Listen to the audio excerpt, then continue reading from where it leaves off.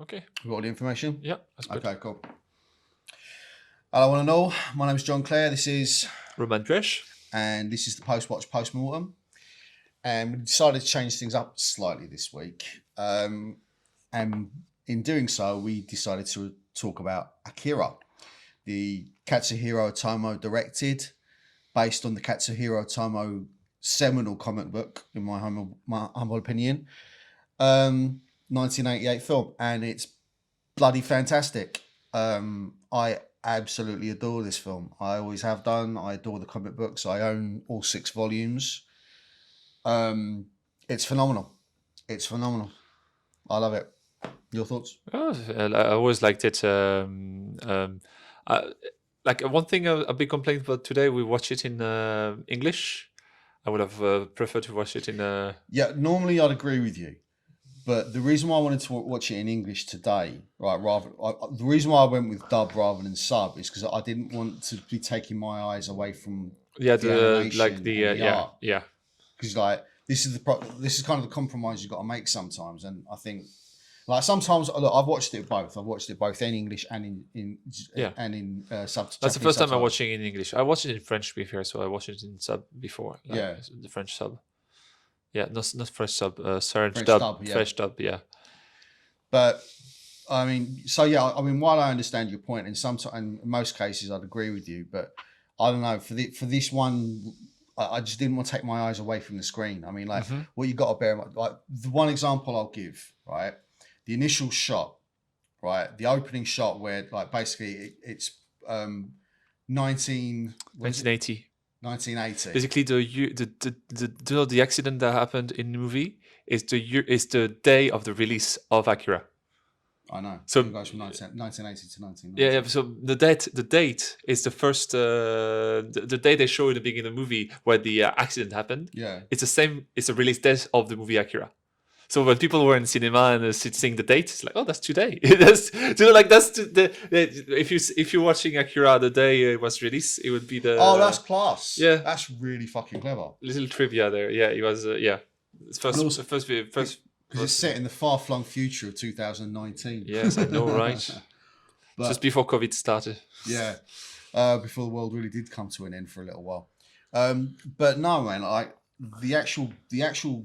I mean, the book itself, I mean, is a lot more dense, right? And the fact that it does help that the original writer, Katsuhiro Otomo, is the director. Was the director of this. It's basically the author is the author of the manga is the director of the It'll be like, I don't know, the closest Western equivalent I could think of would be like, I don't know, J.K. Rowling directing all the Harry Potter movies. But there's also another co-writer there, but like I can't see it now. But there's another writer. So, I see the screenplay. It's like a screenplay by Kashiro Otomo, and there's Izo Mashimoto on the other screenwriter. There's a second screenwriter. Okay. Yeah. But the thing is, like, anyway, I want to get back to this original shot. Anyway, the original shot, right, and this is what blows me away about it, because it's basically you're looking directly down upon the city. Mm-hmm. Then the camera pans up. And then you see the nuclear bomb go off.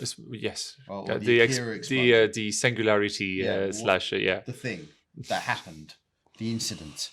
But anyway, what I love about that in particular is that's all matte painting, right?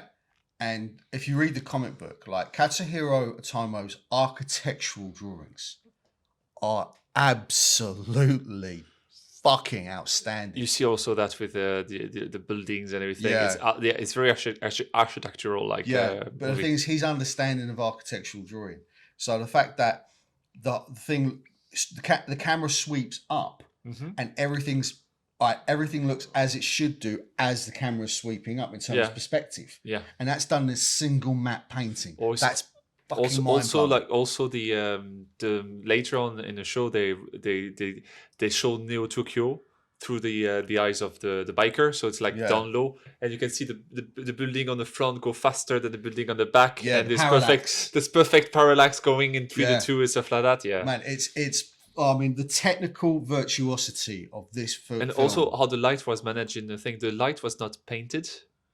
It was basically you take piece of cell, Yeah. and you put the light through it, so it's that all the car light and everything look very realistic. Yeah, because you got they are lens like flare and you everything got else. lens flares and all that, because those are really real lights going Yeah. through the Actually, film. so yeah, that's real optics happening. Yes. It's actually hitting the camera. Even maybe not for the effect of a light trail. Do you see on some Oh, of the yeah, bike? yeah, yeah, Those are hand painted light Yeah, trails. Yeah. yeah, I get your point there, because like because like the bike chases where you see the light trails, the taillights of the bike like whipping around behind. Oh, good God! Like technically, this film in terms of animation is absolutely phenomenal. Well, Like, the use of color. It was actually very challenging for the because it was set at night. Was something that the animator like don't try to do too much, because there's a little there's with lights, like with shadow and light, you have the same color but different shade and stuff like that. It's extremely complicated to animate something in night time, like like most of the movie is set in night time. Yeah, like I mean, like we'll get onto the story and everything else in a bit, because the story is fucking mental. It's mad. It's madness. It's bananas. But it's very Japanese. It's very Japanese. To be fair, like it's the one that introduced this kind of a mad kind of existential manga. Existential manga. Like you like nothing matter really. It's bigger than you and stuff like that. There's a degree of nihilism to it. Extremely. It was always there before Akira. There was like there was. Nihilistically, we call it, say, Godzilla, was basically a documentary that explained what happened. Like it's just like every character is just like like spectators, and they cannot do anything. Just to watch this monster like destroy everything. It's very nihilistic. That's where it started, that nihilistic. Because I mean, obviously, if you come from a country where still to this day, thankfully, and I mean that. I mean, I don't. Obviously, it's not. No one wants to see anyone have a nuke dropped on them, and the devastation those two bombs caused was horrific. But to this day, they're the only two nuclear bombs that have gone off in like populated environments, in non-tested environments, in wartime. Yeah, wartime. Yeah, they were used to kill. Yeah, and if you come from a country where that's happened to you, you're gonna have of course there's gonna be a degree of nihilism. You got to bear in mind, when this came out in 1980, a lot of people would have still been in their 20s and 30s when the original comic book came out. A lot of people will be in their 20s and 30s, and it will still be very much in living memory. So, like the fact that of course, it had such a profound effect on the culture, and had such a profound effect on like how Japanese people must have seen the world, and that reflects a lot in their artwork. Some of it is a bit. I mean, let's be honest. Like when it comes to Godzilla or Gojira, if you're Godzilla, if let's be honest, it's a bit silly, right? It's a monster movie. Yeah, but it's a dude in a big fucking costume kicking over like. But that was at the time. At the time, that was the technology they had at the time. Yeah, I know. But the thing is, and it was just clever perspective and stuff like that. A lot of not stop motion, but like a lot of like miniature and stuff like that. Like a lot of work was put in that movie at the time. Yeah. Yeah, I'm not saying it wasn't, but first Godzilla was released when. But 1960s. Let's not get stuck into Google brain, man. I know. Godzilla is 1954. 1954. So okay. So anyway, but yeah, like the amount of, but in terms of like in terms of the effects on the culture, of course, it was like there'd be a lot of people in living memory who remembered what had happened, and those two atrocities. But also, like the fact is, like, I mean, let's be frank, like Akira, I'm not a big what you call weeaboo. I'm not a big Japan head. I'm not one of these like.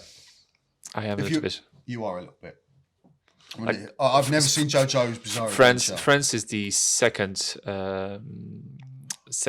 like at some point, because America catched up like recently about manga and everything, but for a long time, since like the 80s or stuff like that, it was Japan was the number one of like manga buyer of manga animation and stuff like that, and close second is France. Right. Well, I remember when it was back in the 90s, how I got introduced to Akira. there used to be a comic book. It was like a serial comic book that used to come out in the UK called Manga Mania, and I think I still have all those issues back at home, all the ones that I actually bought. So there was things like Appleseed, there was things like Dirty Pear. Like, the names are Japanese, so if they get a bit like butchered. Well, yeah, something gets lost in translation. Let's just put it that way. But yeah, there was all kinds of like mad ones. But Akira was the one that really took hold of my imagination. And then when I was in my 20s, I bought I went out and bought the books and read them and was blown away by it. And it carries over brilliantly to the animation as well. You can see because the comic book itself, like when you read through it, like there's this amazing sense of motion. Like to do that in comic books is impossibly difficult. Mm-hmm. Like it's so difficult to be able. But with Akira, although these books are heavy, are like you wouldn't want them to drop on your toes. But at the same time, though, like they just fly by. I mean, you'd read them in before you know it, you've gone through about 3/4 of it. Because it's very extremely dynamic. Yeah, there's a huge amount of dynamism within the artwork. It feels like you're reading animation. Same for the dynamic of the movie as well. There's like a lot of things that how the body move, how the thing move. Like I said, like characters so expressive. Yes, and you know what?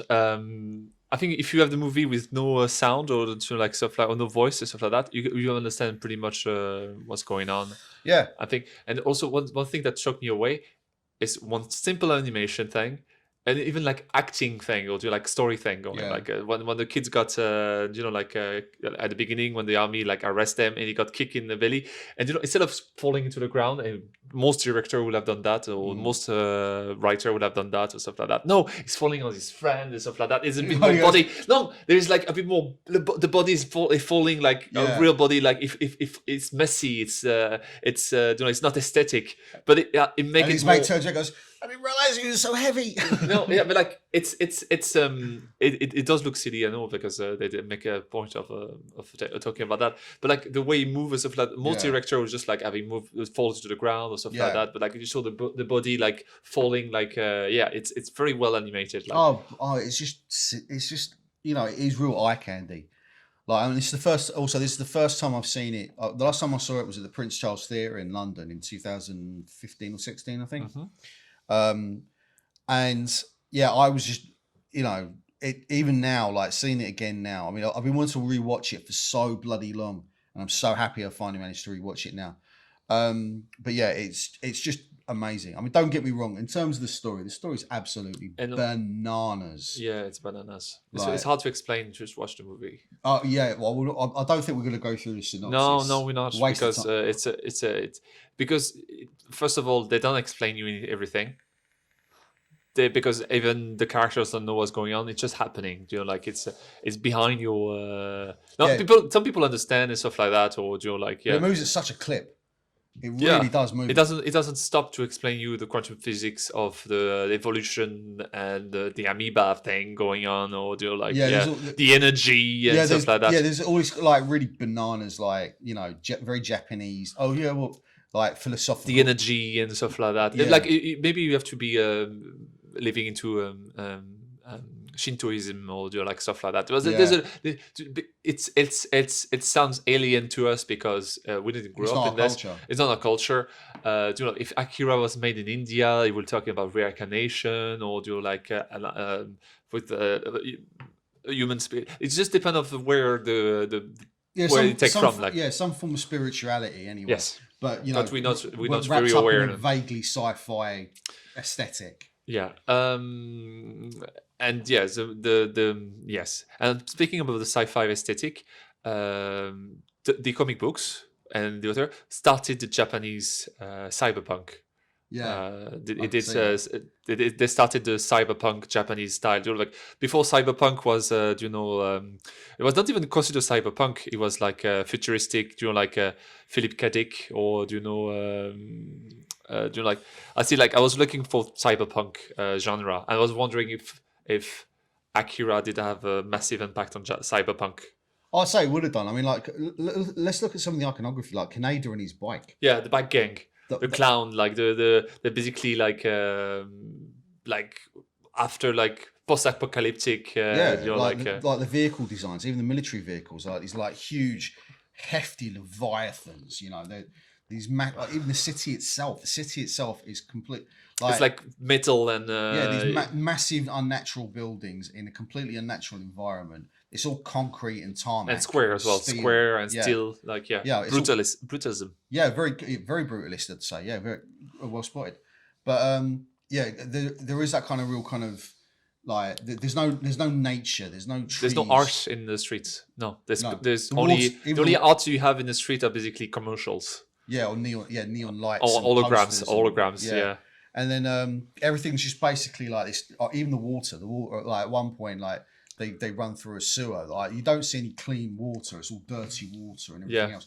Like there's nothing natural. Everything's man-made. Everything's very kind of brutalist. There's only one tree in. There's some trees in the flashbacks and stuff like that. Yeah. There's only one tree in the movies, like in the baby room. There's one tree inside of the big like massive baby room. That kind of atrium they have in there. Yeah. Oh, there's like also Cinderella on the walls. Have you noticed that?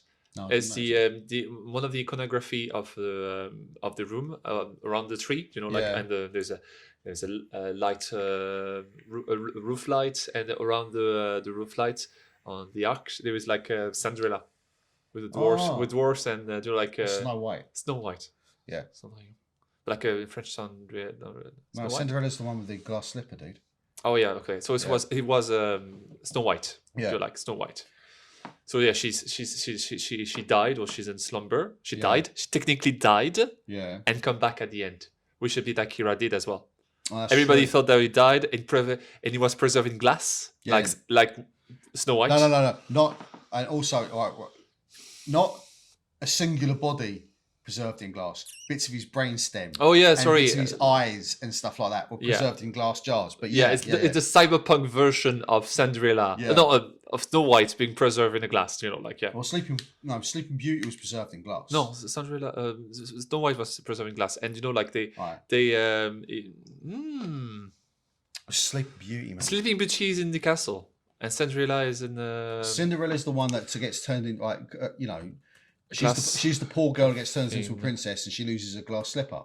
Girl, you need to keep up with your Walt Disney musicals, mate. That's Snow White.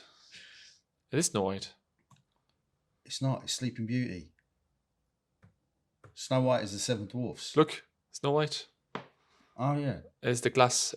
Oh right. Yeah. Okay. Snow White. Okay. So, fair enough. I stand corrected. I thought that was Sleeping Beauty. Sleeping Beauty. She's just sleeping in a bed in a castle next to the needle thing. Oh, right.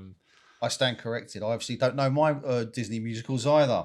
Shut up, John. It's not Disney, but it's what it says. Like, look, on the thing is Snow White was body preserved in a coffin, a sarcophagus made of glass. Okay. So basically, Snow White is Akira, pretty much. Akira is Snow White. in that movie. Yeah, I suppose so. Yeah. And then at the end, got awake by his Prince Charmant. I don't know. Maybe. Got woken by Tetsuo, and I like it as well because the through line really throughout it is like the relationship between Kaneda and Tetsuo, because they start off as he's like, and some of the stories told in flashbacks how they were orphans in this orphanage, and they became friends because Tetsuo was being bullied and Kaneda stood up for him. Yeah. But then they went on to form this biker gang because they were going to the school they went to was for dropouts and down and outs, and how Tetsuo kind of struggled underneath the kind of like under the shadow of Kaneda. Yeah, is it like the leader, and he wanted to shine as well, like like he would kind of come out from underneath Kaneda's shadow. Yeah, not because he hates him, just because there's a rivalry between the two. Yeah, I mean there's love between the two, but there's rivalry between the two as well. They're almost like brothers. But Kaneda and Tetsuo is the Kaneda is the guy. It's the guy with the red bike. Okay, Kaneda is like is a bit. Do you know what? He's playing with him as well with that as well. Do you know? He bullies him. He bullies him a little bit, like like you know, like when at the beginning you say I want that bike, it's like you can just like Yeah, go steal one if you want one. yeah, still you have to steal yours for that, Yeah. like, you know, get your own bike. But yeah, I mean, like, yes, so that's the through line between the two, is there's that kind of rivalry. Tetsuo gets kidnapped. Basically, you see him very briefly as part of this military program, and he has the brainwaves that match up with Akira's somehow. And Yeah, there's a lot of hand waving. There's a lot of kind of stuff because it moves at such a clip. I mean, yeah, if you sit back and like what we're doing and kind of like start scratching away at it, yeah, it does come across as being really fucking daft. But it's a bit dark as well, like when you think about it. For example, it was only because I watched that movie a lot of time, and I was asking myself why the kids are old kids. Do like, or they are like, do like kids that are like thing. oh, the three little Yeah, the three, like why they are old kids, and I realized something. Maybe it was that is like they were scared that if they get older, they lose their like special like their cognitive thing. powers. So they chemically because they are old. They are old. Yeah, They basically chemically like do when Akira happened. yeah. So they were basically kid at that time. So they were kid in 1980. So they were chemically basically maintained to be Children. kid. So basically like, you know, like cut like the hormone glands and stuff like that Yeah. and stuff like that. But the body is still age anyway. Yeah.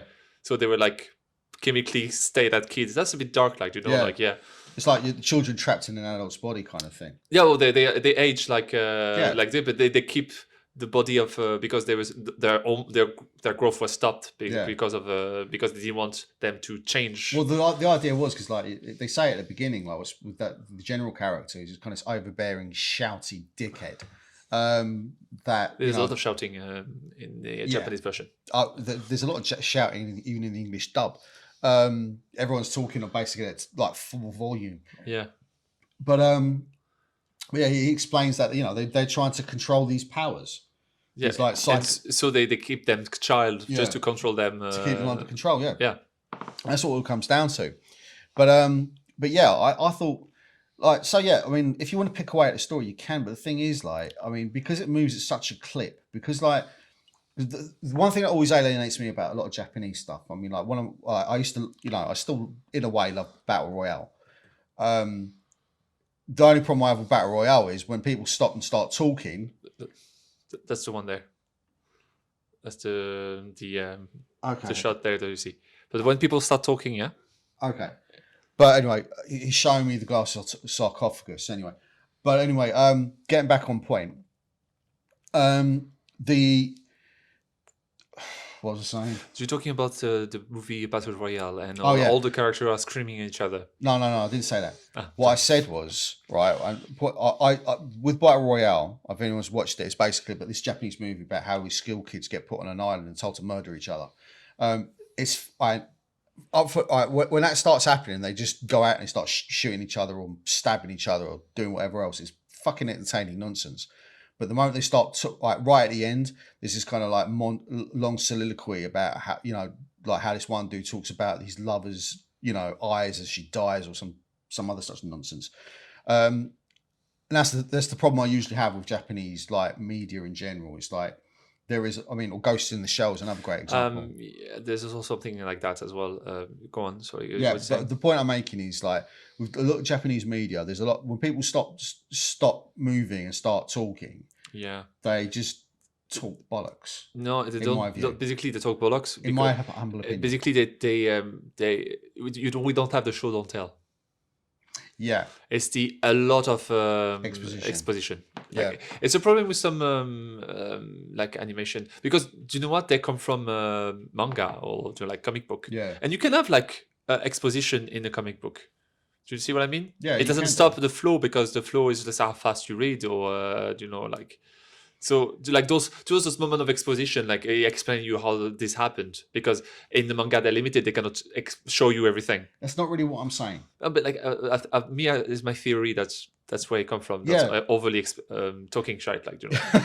That's what you're saying, like, yeah. Yeah, well, where I'm coming from, it's not so much that they stop and talk, because again, when it comes to any kind of storytelling, you need kind of ebbing and flowing. You need to speed up, slow down, speed up, slow down, speed up, slow down.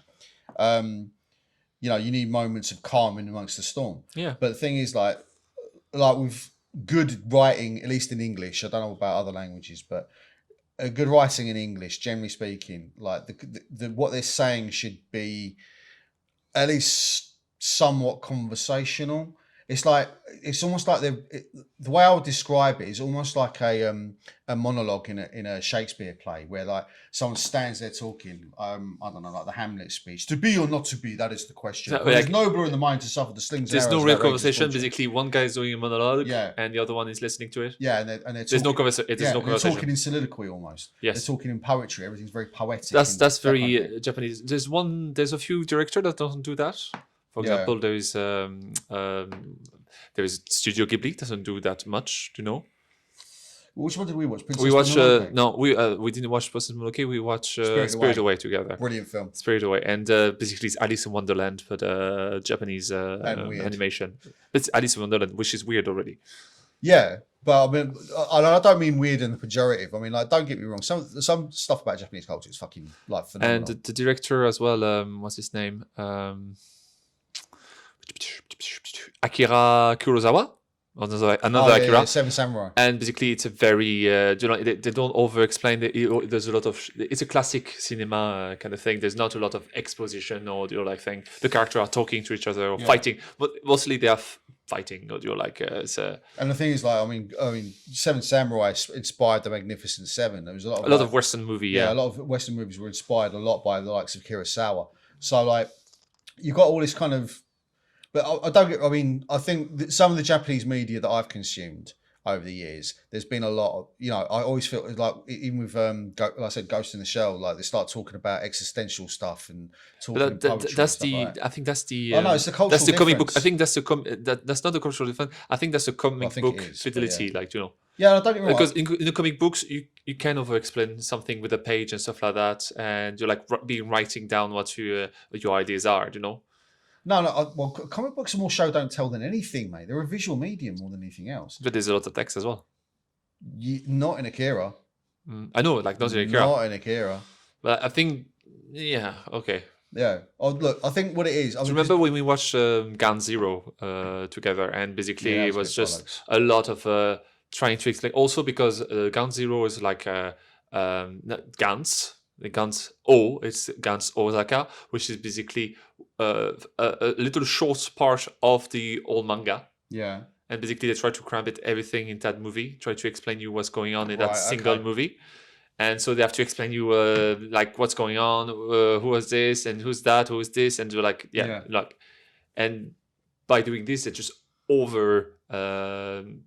just give affirmation on top of affirmation on top of affirmation while everything is happening, shooting, bang, bang, bang, like, and while you're reading the subtitle as well at the same time, which is not very easy. Like, true. So it's shooting, bang, bang, bang. You have to understand what it says, and while they're talking, they're shooting, bang, bang, bang. Like, even though the animation was great, I love the animation on Gun Zero, like 3D animation. Oh yeah, that was phenomenal. I will say that Gun Zero's animation. It's Gans O, but like it says zero because it looked like a zero. But like, okay, Gans Zero. O. Okay, Genzo. All right, I stand corrected. Yeah. But while sitting down. But I mean, in terms of Akira, though, I mean, like, Akira is very visual. It's I mean, if you want to just, I wouldn't even say switch your brain off. It's just a case of like, look, man, you're gonna be on a ride with this. Yeah, you're gonna be on the ride. It's like whatever you want or not, it's gonna take you there and just like And it's not boring. No, it's not boring. Man. But it is like I had some point of watching my phone or stuff like that. Like I was like. Try to keep concentration, there's some moments like that in the movie. Yeah, well, that's the thing. Right. If you want to avoid looking at your phone while watching a movie, do you know what you're better off doing? Shove it in your bloody pocket. I know. And leave it there. But like, I watched the movie at least 5 times already. I've watched it before, and I've read the comic book. I can still watch it again, mate. I know. Do you know what I mean? Yes, I'm telling him off. But yeah, but the thing is, like, when it comes down to this, it's like I really enjoyed the film. Mm-hmm. Like, I really do, even now. Like, it's just, it's like I remember being told when I was a kid, geez, cartoons are comics. What are for children? What are you doing watching that? But like, to be honest, look, I mean, my teenage self would be like, this is not for kids. Then I watch it again. That's not for kids at all. Oh no, it's definitely not. Jesus Christ, some of the blood and gore and violence. I mean, again, there's like when it comes to showing of violence and like even like there's one with a gang like catches Tetsuhiro, sorry, Tetsu's girlfriend and literally rips her top off. I mean, Yeah. sexual assault. And like kicking his nose, and she has the nose like Oh yeah, completely bust out. But like what I was going to say, I think Akira is the first like adult animation movie, you know, like or stuff like that. Maybe there is another one like that. Like I can see maybe really. yeah. There is like direct to DVD or do like stuff like that. But in cinema, I think it's one of the first like Yeah, I'd say adult so. animation. Well, I'd say that movie. I mean, think about it. That movie came out in 1988. Yeah, that film has like there's no digital effects in this. Like the actual technical animate, all of it is hand drawn. Like you can tell they spent money. Don't get me wrong, because like that would have been an extremely expensive film to make.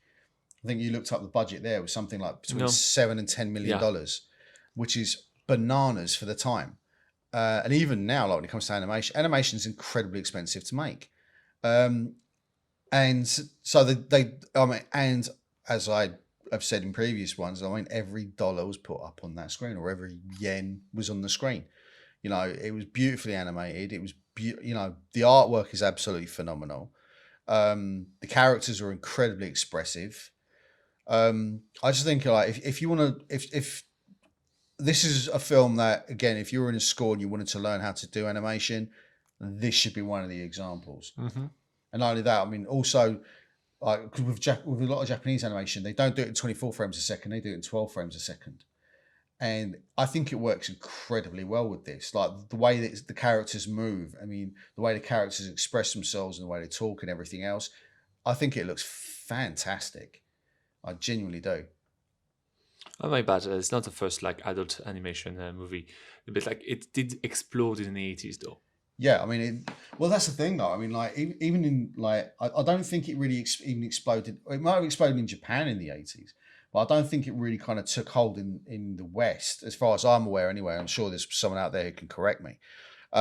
It didn't really it didn't really blow up in the West until about the 90s when it started. Yeah, coming it is. It was like it's 90s. It was starting to be released in the it was released in 1880s and Europe, I think, in the 90s. Basically. Yeah. I mean, like I said, I mean, and the thing is, one thing, I know we've already kind of mentioned it briefly, but I love the fact that the original creator of the work was the man responsible for bringing it to the screen. That I love as well, because like it's not often you hear about that. Yes, J.K. Rowling might have some influence on what goes on with Harry Potter, or George R.R. Martin might write the occasional episode of Game of Thrones, or the House of the Dragon, or whatever. But the fact that he was, he co-wrote it, he directed it, it very much is his art style. And if you read the comic books, you'll know what I mean. To me, it's just like, because like not only do I own the comic books, I own the art book as well. And I wish I had it to hand so I could show you. But, they're amazing. I mean, Akira just blows my mind. And the fact that it was, you got to bear in mind, like these, like there's six like books, and each one of them are tomes. They're fucking thick. Yeah, there's a lot to them. What's okay? The movie took place in which one of the tome, or what part of the story? No, basically, like the entire film, like the film is the entirety of the story. Lots of subplots and things cut out of it. There's all kinds of other subplots that go on with it. So the end of the book is the end of the movie there. Like for instance, there's not something that happened after, like. So. At the end of the Akira, the manga, is there anything happening after, like the end of this movie or stuff? No. Once it's done, it's done. It is the entire. It basically, like I said, there's a lot of subplots that are cut out. Like for instance, that wacky looking religious leader. There's a whole fucking subplot there, like with them, with her and I think Ryu. Okay. There's a whole subplot with that. There's wheels within wheels. Pretty sure there's a bigger plot with the political, like. There's huge plots with politics. There's huge plots amongst the three, like all the. There's more numbered character. The numbered children. There's more of those. There's all Oh, the three kids. There's more of there's them. more of them. There's a lot more to the story. So there is basically this is like the street. This is the streamlined Cliff Notes version. It's a stripped down version Yeah. of it, but like by stripped down by the author. By the author. So that's pretty fair. Like yeah. So what he's done is he's essentially done is he's taken away basically all of the subplots, and he's kept it very much kind of focused. It's kept it very much focused, more or less, on Kaneda and Tetsuo and that through line. And yes, there's other interactions from other characters. There's the politics going on. Yeah, but it's only really hinted at. Yeah, as opposed to it leave the author, the audience, the imagination to tell you what's going on. Like I mean, like it's very judicious about what he includes, and I think that's I don't think that happens nearly often enough. I mean, because again, creativity is born from constraints. I wonder if the creator of Ghost in a Shell was involved. I mean, Ghost in a Shell was a manga before it was a movie. Or it became a manga after the movie? Usually, that's the case. From what I know. It became a manga after the movie? No. There was a Ghost in the Shell comic book. I think there was Ghost in the Shell comic book, and the Ghost in the Shell, because that's the second one that basically really kind of, and also Evangelion as well. Yeah, Evangelion. If you're not familiar with that, it's also like it's 90s, like right after Akira, and very inspired by Akira. Also, the ending is kind of a similar, like it's not because the ending of Akira is not a good ending at all. No, it's very nihilistic. Grim, nihilistic, and the ending, and same with Evangelion. They like basically they don't stop the world ending. Yeah. They don't stop the world ending because it's ending anyway. So what are you going to do about it? Yeah, just like. Well, that's the thing. How can you have a happy ending? Because at the end of Akira, like basically the entire city of Neo Tokyo is absolutely in ruins again. Maybe the world is. I don't know. Like we don't know what's the state of the. Maybe Neo Tokyo was the rest of the world after World War III. That's what happened. That's what is in the movie as well. Maybe that's where the rest of humanity is in Neo Tokyo. Maybe. Is it the manga say something like that? No. Not to my knowledge, no. I mean, it's been. When's the last time I read Akira? Probably about 1991, 14, I think. Yeah, 1991, and the movie was released in 10 years ago. The movie was released in 1995. 1995, yeah. So yeah, the comic books started as well, and same as well as nihilistic and the Ghost in the Shell. Ghost in the Shell, like which give a bit more to the cyberpunk genre. With because you don't see a lot of cyber humans and stuff like that, but this one gives like the cyberpunk, like the half human, half machine, like kind of a genre as well. Like I mean, a lot of these themes have been explored, like both in Western media and in Japanese media, and I think that's phenomenal. Like that like how transhumanism. That's what I was. Transhumanism. Okay. Yeah. That's the words I was looking for. Okay. When you see, sorry about that. No, what you apologise for? That was pretty impressive. I was cutting you off. You don't have to apologise. Don't be silly. But no, I think transhumanism, the whole kind of okay. It's also Akira is free transhumanism. God damn it. Transhumanism as well, because it tells you about evolution, and the next step of human evolution is basically this like psychic powers and. Basically, the power to create like a big bang anywhere or sun, like that. It does look like like basically a black hole, like like a singularity. But things like obviously, like this is like what's the word I'm looking for? God damn it! Define the word. It's an allegorical tale. Right, it's an allegory for like humans dabbling around with nuclear bombs. Yes, pretty much. Yeah, that's what it is. It's like same with Akira, same with Godzilla as well. Yeah, it's like you using it's a force of nature that can be stopped. And humans think they have control over it, but really they don't. Yeah, like we're seeing it now in current age. Like what was it? There's this whole thing in the Ukraine war at the moment where like a dam was blown up.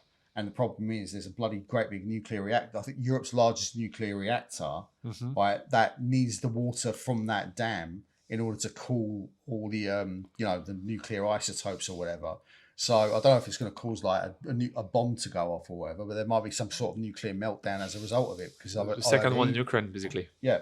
So like, yeah, that's the thing. Is like we think we have, even when we have control of it, we don't have control of it because if anything goes wrong, like Fukushima is another great example. Yeah, basically, yeah. After like Japan already has 2 nuclear like a disaster. Yeah, They have the third one. Yeah. Maybe technically it's the first one, but it's the third like massive nuclear disaster. Like yeah, and that's the thing. It's like, we even when we think we have control over these powers, we don't. We really don't. I just want to make a statement. Even with those accidents, nuclear energy is still better than fossil energy. Oh yeah, definitely. I mean, look, burning fossil fuels, generally speaking, puts up all kinds of nasty chemicals into the atmosphere, which does change the climate. Look, we can argue. I'm sure there's people out there who still believe that there's no such thing as climate change. If you do, you do, but you're wrong. I'm very sorry. In Germany, for example, the Green Party win and just close down all the nuclear plants. So what they have done to do now that they're burning coal. They're burning coal now that Putin doesn't give them gas. Exactly. Like absolutely like, stupid. Like by just saying like, why we're so advanced, we just like no need those nuclear plants anymore. And no, you're burning fuel now, which is even worse than burning. To reopen bloody coal furnaces to keep the power on. It's ridiculous.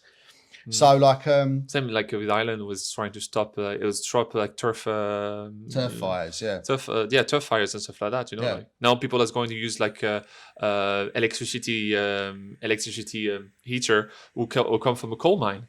So like okay, or natural gas or whatever. So you could have burn your own wood in your house, but no, you can't because it's illegal now. Also, another thing is like, okay, where does the power come from to make these things, to install these things, and everything else? Like, for instance, with your wind turbines, right? Well, how do you build them? You require energy to build them, energy to mine them, to mine for the materials and everything else, energy to get them going and make them apart. Like energy to make them going as well. So like it requires energy to get all that done, and where does it come from? It comes from fossil fuels. But anyway, I think we're getting a bit distracted here. But yeah, like this whole thing, I think the fact is like we don't really have control. What the story said, Andrew Grew for is like we're messing about with powers we don't really fucking understand, And I can see where that kind of that fear and that nihilism might come from, But also like Romans look at some of the artwork there. The artwork is absolutely bloody beautiful. Even like one of the things is like the city. I'll actually start bringing some up. The city basically is part of the story. Like it's one of the characters. Neo Tokyo is like one of the Neo Tokyo is one of the characters of the show. Like basically, they talk a lot of time in the show. They talk about the city, like the city like was like a person that betrayed them, or the guys hate that city, but they have to defend it anyway. The big general dude, it's just like Also, what do you keep the most dangerous thing next to the stadium thing that you're going to build?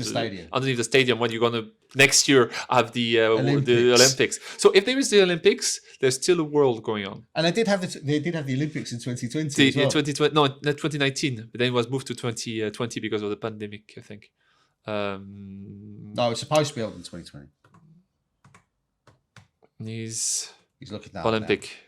You're right. Maybe it was supposed to be 2020, but it was in 2020 Olympic.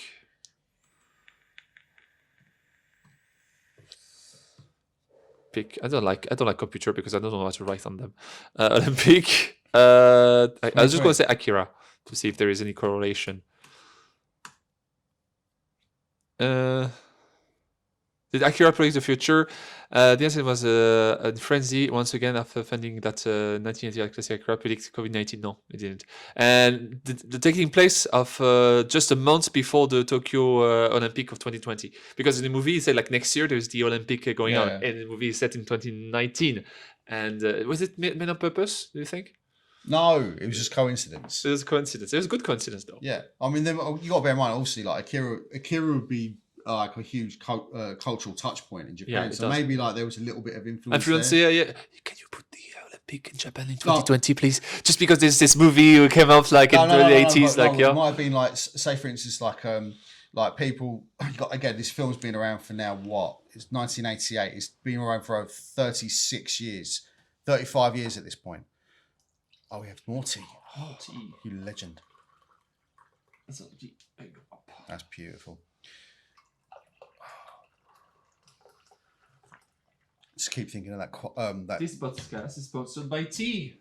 I just keep. You know what? That remind. I'm just like straight thing going to my head is like, has anyone watched Lock, Stock and Two Smoking Barrels? I did. Oh yeah, you did. I introduced you to it. There's this one scene where like one of the characters turns around. The British Empire was built on cups of tea. The world is built on cup of tea because it's the most It's the most drinking beverage in the world. True. And it is it is a wonderful thing. But basically it's water and leaf. And herbs, and it's nice, and I like it. Water and leaf. Yeah, but yeah, what we're talking about? Yeah, we're talking about the Olympics. Yeah, so I think what happened here, because it's Akira is such a cultural touchstone, and the animation's been around for 35 years. The comic book has been around for now over 40 years. So I'd imagine like some people in the Japanese Olympic Committee might have said, wouldn't it be cool to have the Tokyo Olympics in 2020? Shall we put a bid in? And they did, and they won it. And like facts followed fiction. One thing I really hope that doesn't happen. Right, and I've heard talk about it for years. At one point, Keanu Reeves was supposed to be involved with it. I know. A Western version of Akira. Apparently, Taiki Waititi said he still keep on making the Akira movie. Well, after the absolute trash fire that was Thor Ragnarok, Love and Thunder. Thor Love and Thunder. Taika Waititi, do us a favour, mate.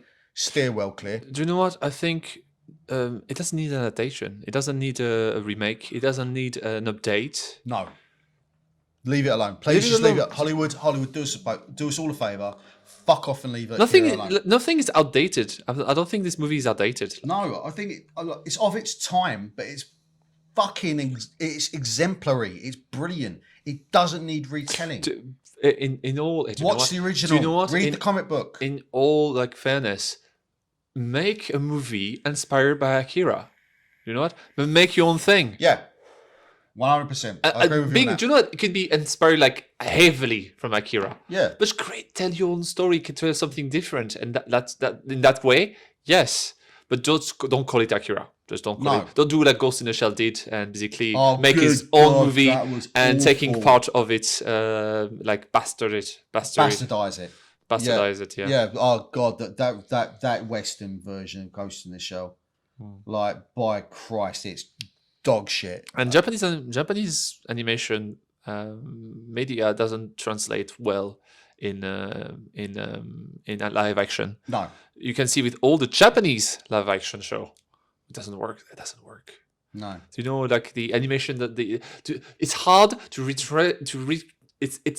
some animation sometimes move better than real life. Well, a great example, Lion King, right?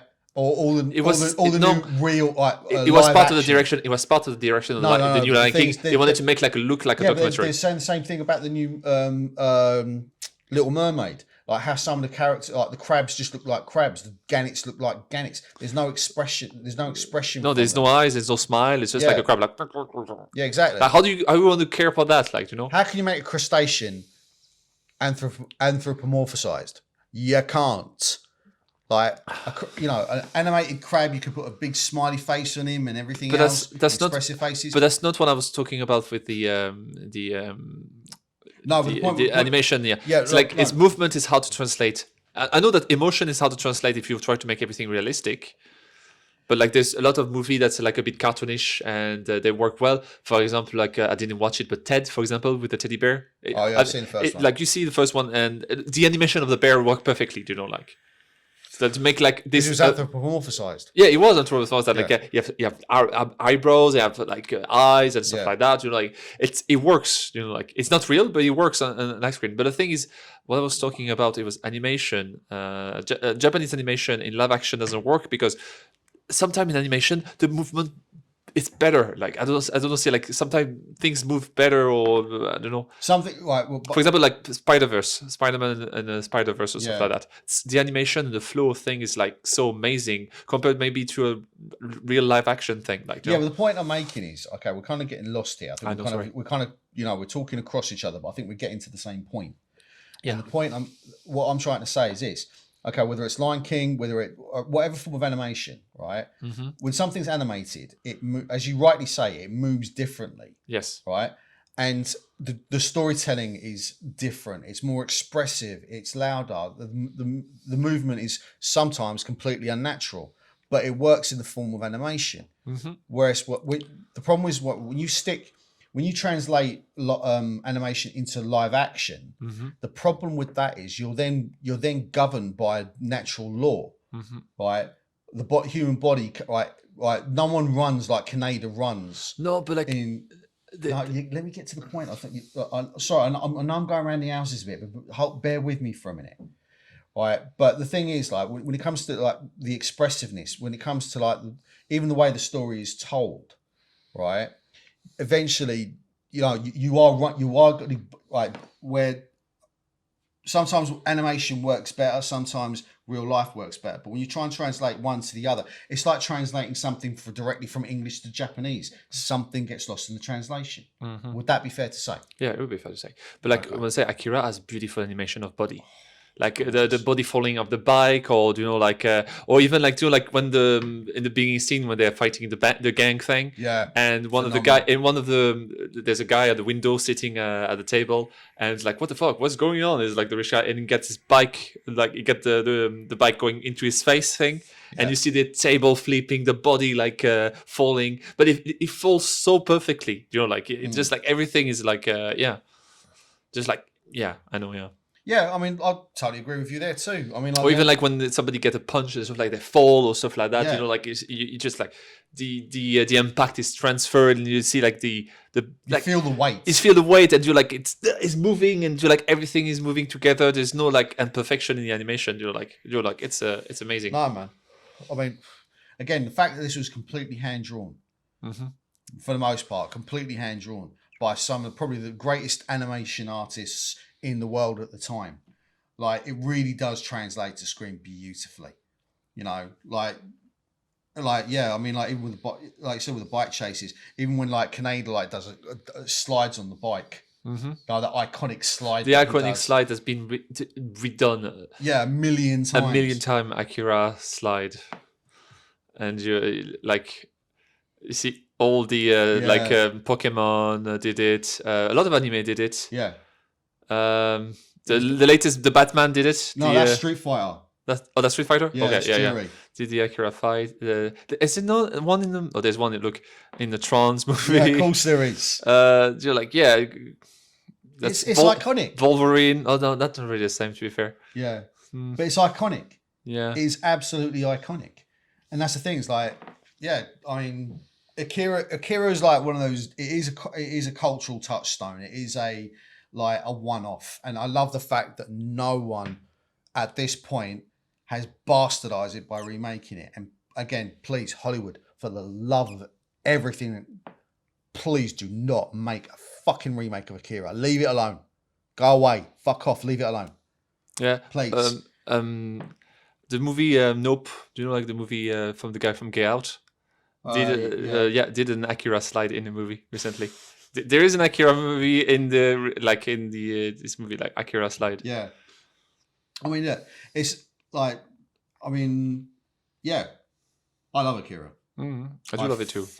I adore it. I absolutely adore it. And if I was going to rate it, well, look this way, right? If you look at the ratings on IMDb, it's rated 8.0 out of 10. If you look at it on Rotten Tomatoes, it's it's critics 91, audience is 90. I really can't disagree with that. I'd probably go higher. I'd probably go like in the high 9s. Definitely mid to high 9s. Yeah, myself. Me too. Like same. High 9s, yeah. I mean, like I say, look, don't get me wrong. If you want to start nitpicking at it, you can, like with anything. But I think, like, if you've got to really start scratching away at it, then the harder it is to kind of the harder you find yourself criticizing it. And sometimes that's out of bias. I'm completely biased about this movie. I fucking love it. I think if a remake will have to be made, it has to be animation. I think it has to be animation. Maybe look. I will allow live action, but one thing has to be certain: it have to be more movies, 3 movies. Bring the old comic books that we didn't see into a screen. Like, would it be necessary? Do you know what? I mean, yeah, I suppose if you, I don't really want to do it, but let's go with this as a hypothetical. Yeah, I have completely hypothetical. Right. The route they're gonna It take. would be better. It would be better off if someone like HBO or whoever put the money into a TV series and really put the money in, because you will need to spend every goddamn penny. And again, I'll agree with everything you on this. will have to be on the screen. Everything will have to be on the screen, and everything. And also, if you're really going to keep in with the feeling of the original story, animate it. Animated, yeah. Yeah, get a top tier animation studio in, preferably with as little CGI as possible, or at least not so it's noticeable. Or the doing live action, but like you better do it good. You better do it good. Because, like, for instance, like Tetsuo's transformation at the end when he turns into that fucking massive, like, It have to be CGI. If you're doing live action, it has to be CGI. Yeah, and it'll look crap. It will look crap. Because let's be honest, it's like, that's not saying, like, the thing is, like, I've said this before, and I'll reiterate it. Like, animation studios, it's not about CGI in of itself is not bad. It's just that studios are basically getting like 15 different fucking teams on the same project and not giving them nearly enough time to get it done. Like, basically, before CGI was art, now it's masking tape, or to like try to fix it. Oh, it's like we're just making CGI. Yeah, do it in post. Do it in post. We'll do it CGI later. You know, like, and it's become an afterthought instead of being we need to do this CGI and we need to do it good. Yeah, we need to. For example, Jurassic Park, the scene of the T-Rex, the first scene with the T-Rex. Well, how we do this? It look a bit shit. Do you know what? Let's put it in dark. Like, it's better to animate it and stuff like that. You know, like, and you know, how do you make it more realistic? Put rain over the camera, over the thing. Like, it would be easier to hide the effect or stuff like that. You know, like, and using highlights or stuff like that to show less of the thing. Like, it was how to shoot my movie for the CGI to work. Yeah. And nowadays, like, this is the movie, and you know what? Later on, some guys are going to do this. Like, okay. Yeah. It's like, oh yeah, it's some sort of it's like, oh yeah, it's like magic, isn't it? No, it's not. It's a team of artists busting their bollocks to try and get work done, and then, you know, it really does affect the work, man. And unfortunately, like, in this day and age, it's funny as well, because I remember seeing a YouTube video. I can't remember who it was, but the fact is, like, they actually turned around and said CGI from the mid 2000s sometimes ends up like Iron Man. If you look at the CGI in Iron Man, the first one, that looks a lot better than a lot of the CGI that's going on now. Mm-hmm. And that's within the space of, 15 years. You know, like, the first Iron Man came out in 2008. Now we're now 2023. So how is it the CGI and, like, in more primitive computers and computers like our computers came out tail end of 21? They're already obsolete. The M2s are now already out. So computers get obsolete very quickly. Processors can get, from what I understand at least anyway, processors can get obsolete very quickly. So, like, if you're not on top of your game, and you're not allowing the time for these for these artists to work, then it's going to look awful. Mm-hmm. And yeah, like you said, like, CGI needs to be kind of part of the process in terms of the planning of the film. Like, every shot, you know, needs to be properly planned out, and I don't think that's the case anymore. I think it's a crying shame. Actually, the Akira slide was not in it was in the comic books, but it was just this page there. Yeah. And basically, they just make it his own thing. Yeah. So the guy falling off the bike, but the slide is like his own, like, shot. Yeah. Which is a good idea. Yeah, but also, I don't think those guys probably realised at the time just how culturally iconic that was going to be. Yeah. Look the slide there with the lightning strike of the and also, like what I told you, like the light of the headlight of the thing is basically real light coming off. He's showing this to me. I'm gonna have to find. You do realise the more you do this, the more. Look, Batman. Look, Batman. Stop doing this now. Stop doing this now. Because I've got to edit this fucking thing.